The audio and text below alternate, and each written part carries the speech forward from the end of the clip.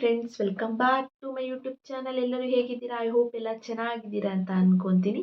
ಇವತ್ತಿನ ಒಂದು ವಿಡಿಯೋದಲ್ಲಿ ಪ್ರೆಗ್ನೆನ್ಸಿಗಳು ನುಗ್ಗೆ ಸೊಪ್ಪು ಅಥವಾ ನುಗ್ಗೆಕಾಯಿ ತಿನ್ಬೇಕಾ ತಿನ್ನಬಾರ್ದಾ ಅಂತ ಕೆಲವೊಂದು ಡೌಟ್ಗಳು ಪ್ರೆಗ್ನೆನ್ಸಿಯಲ್ಲಿ ಇದ್ದೇ ಇರುತ್ತೆ. ಅದು ಏನಾದರೂ ಫಸ್ಟ್ ಪ್ರೆಗ್ನೆನ್ಸಿ ಆಗಿದ್ರೆ ಇನ್ನು ಸಿಕ್ಕಾಪಟ್ಟೆ ಭಯನೇ ಇರುತ್ತೆ. ಏನು ತಿನ್ನೋದಕ್ಕೂ ಸ್ವಲ್ಪ ಭಯ, ಏನಾಗ್ಬಿಡುತ್ತೋ ಮಗು ಹೊಟ್ಟೆಯಲ್ಲಿ ಏನಾಗ್ಬಿಡುತ್ತೋ ಅನ್ನೋ ಒಂದು ಕನ್ಸರ್ನ್ ಕೇರ್ ಇದ್ದೇ ಇರುತ್ತೆ. ಓಕೆನಾ? ಹಾಗಿದ್ರೆ ತಿನ್ಬೇಕಾ ತಿನ್ನಬಾರ್ದಾ ಅಂತ ಹೇಳಿದ್ರೆ ನಿಮ್ಗೇನಾದ್ರೂ ಇದರ ಹಿಂದೆ ಫಸ್ಟ್ ಈಗ ಪ್ರೆಗ್ನೆಂಟ್ ಆಗಿದ್ದೀರಾ, ಇದಕ್ಕೆ ಮುಂಚೆ ನಿಮಗೆ ಅಬಾರ್ಷನ್ ಆಗಿರೋದು ಅಥವಾ ಹೆಲ್ತ್ ಇಶ್ಯೂಸ್ ಇರೋದು, ಎಕ್ಸೆಸ್ ಆಫ್ ಹೀಟ್ಗಳನ್ನ ತಿನ್ನಬೇಡಿ ಅಂತ ಹೇಳಿ ಡಾಕ್ಟರ್ ನಿಮಗೆ ಸಜೆಸ್ಟ್ ಮಾಡಿದರೆ ಇದನ್ನು ದಯವಿಟ್ಟು ತಿನ್ನೋದಕ್ಕೆ ಹೋಗಬೇಡಿ. ಓಕೆನಾ? ಅಬಾರ್ಷನ್ಗಳನ್ನ ಆಗಿರೋರು ಮಾತ್ರ ಇದನ್ನು ಐ ಥಿಂಕ್ ನನ್ನ ಪ್ರಕಾರ ಹೇಳೋದಾದರೆ ಒಂದು 4 ಮಂತ್ಸ್ ತಿಂದಲೇ ಇದ್ದರೆ ಒಳ್ಳೆಯದು. ಆಫ್ಟರ್ ನೀವು ತಿನ್ಕೊಂಡ್ರೆ ಪರವಾಗಿಲ್ಲ. ಓಕೆನಾ? ಅದನ್ನು ಲಿಮಿಟಲ್ಲಿ ತಿಂದರೆ ಒಳ್ಳೆಯದು. ಓಕೆನಾ? ಇದೊಂದು ಕ್ಲಾರಿಟಿ. ಓಕೆನಾ? ಇದ್ರ ಕೆಲಸ ಏನಪ್ಪ ಅಂತ ಹೇಳಿದ್ರೆ ಬ್ಲಡ್ ಫ್ಲೋ ಅನ್ನೋದು ಜಾಸ್ತಿ ಮಾಡುತ್ತೆ ಗರ್ಭಕೋಶದಲ್ಲಿ. ಓಕೆನಾ? ಪೀರಿಯಡ್ ಆ ಟೈಮಲ್ಲೂ ನೀವು ತಿನ್ನೋಡಿ ಸಿಕ್ಕಾಪಟ್ಟೆ ಬ್ಲೀಡಿಂಗ್ ಆಗೋ ಚಾನ್ಸಸ್ ಜಾಸ್ತಿ ಇರುತ್ತೆ. ಕೆಲವ್ರಿಗೆ ಆಗುತ್ತೆ, ಕೆಲವ್ರಿಗೆ ಆಗೋದಿಲ್ಲ. ಬಟ್ ಇದ್ರ ಬೆನಿಫಿಟ್ ಮಾತ್ರ ತುಂಬ ಅಂದರೆ ತುಂಬ ಇದೆ. ಓಕೆನಾ? ಫಸ್ಟು ಇದರಲ್ಲಿ ವಿಟಮಿನ್ ಎ ಇರುತ್ತೆ, ವಿಟಮಿನ್ ಬಿ ಇರುತ್ತೆ, ವಿಟಮಿನ್ ಸಿ ಇರುತ್ತೆ, ವಿಟಮಿನ್ ಡಿ ಇರುತ್ತೆ. ಓಕೆನಾ?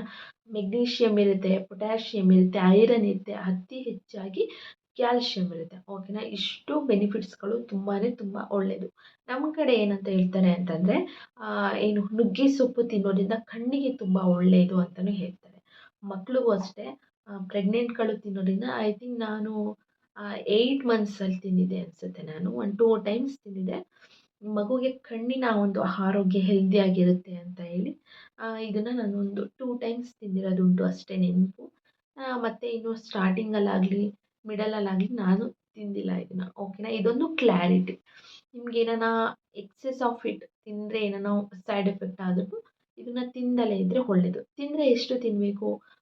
ಸೊಪ್ಪಾದರೆ ಒಂದು ಬಟ್ಲಷ್ಟು ತಿಂದರೆ ಒಳ್ಳೆಯದು.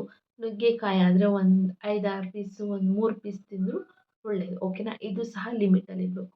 ತಿಂದರೆ ಏನು ಪ್ರಾಬ್ಲಮ್ ಆಗುತ್ತೆ ಅಂದರೆ ಜಾಸ್ತಿ ಏನಂದರೆ ಹೊಟ್ಟೆ ನೋವು ಬರ್ಬೋದು ಅಷ್ಟೇ. ಏನು ಸೈಡ್ ಎಫೆಕ್ಟ್ಸ್ ಆಗೋದಿಲ್ಲ, ಹೊಟ್ಟೆ ನೋವು ಬರ್ಬೋದು. ಇದಕ್ಕಿಂತ ಮುಂಚೆ ಏನಾರ ಡಾಕ್ಟರ್ ನಿಮಗೆ ಸಜೆಸ್ಟ್ ಮಾಡಿ ಅಬಾರ್ಷನ್ಗಳಾಗಿದ್ದರೆ ಇದನ್ನು ತಿನ್ನೋದಕ್ಕೆ ಹೋಗ್ಬಿಡಿ. ಆಫ್ಟರ್ 5-4 ಮಂತ್ಸ್ ಮೇಲೆ ನೀವು ತಿಂದರೆ ಒಳ್ಳೆಯದು. ಓಕೆನಾ? ಇದೊಂದು ಕ್ಲಾರಿಟಿ. ಈಗ ನೆಕ್ಸ್ಟ್ ಒಂದು ಇದು ರಕ್ತನ ಜಾಸ್ತಿ ಇಂಪ್ರೂವ್ಮೆಂಟ್ ಮಾಡುತ್ತೆ. ಇದರಲ್ಲೂ ಸಹ ಯಾವುದೇ ಡೌಟ್ ಬೇಡ. ರಕ್ತನೂ ಸಹ ತುಂಬ ಅಂದರೆ ತುಂಬ ಇಂಪ್ರೂವ್ಮೆಂಟ್ ಮಾಡುತ್ತೆ. ಸಿಕ್ಕಾಪಟ್ಟೆ ಬೆನಿಫಿಟ್ ಇದೆ ಇದು ತಿನ್ನೋದು.